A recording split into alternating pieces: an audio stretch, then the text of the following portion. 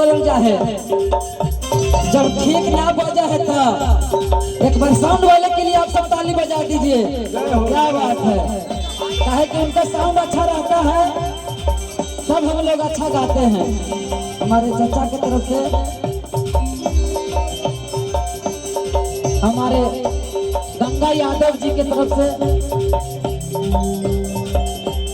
गंगा यादव उगान टोला जी की तरफ से बहुत बहुत पुरस्कार। और हमारे यूट्यूबर भाई लोग हैं, हम जाने थी कि तोहने के कंटेंट 3 गो में मिलता बा। सोनम यादव, उषा यादव, बिडरवा के बाजी अतवता है ना जी। क्या करे लाइट वाइट ए भैया तन्ने उजर कर दो करिया ठाना लौकी थे कमरवा में हो। इतना भगवान करिया बना देते, हमारे बाप की गलती है। वो अपने करिया थे, हम लोग करिया पैदा किए।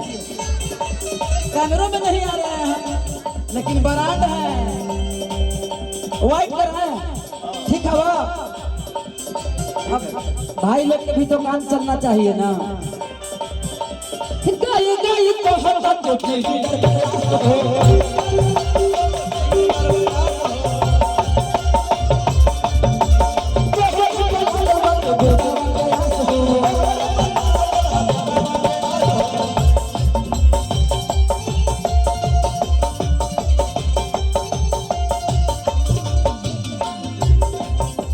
लड़का कहता प्रकाश भैया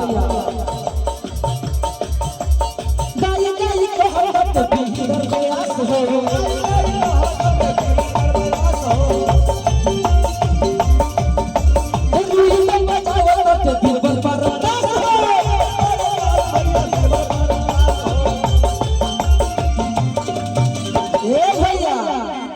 आज माया की कृपा है कि हमारे ब्रिजभूषण जी 25वां साल गिरह मनावी थे। हमार तो पते न हवा कि हमार शादी के साल गिरह कब है।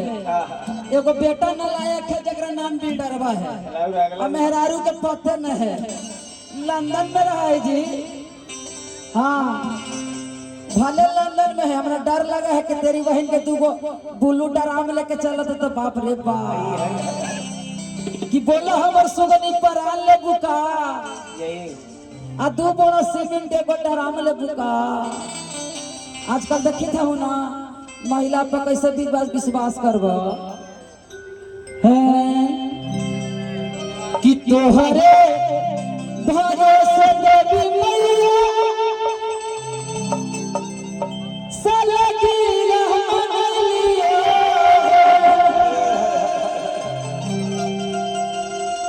ए देवी मैया सलगी रहमान लियो। आओ तो देवी मैया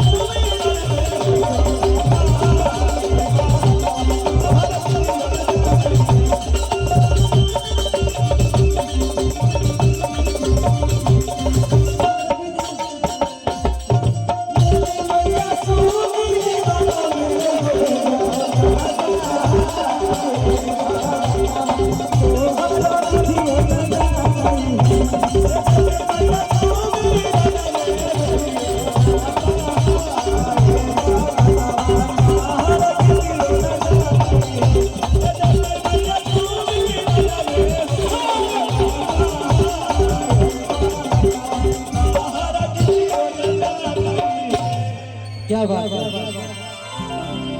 अगर अच्छा लगल हो तो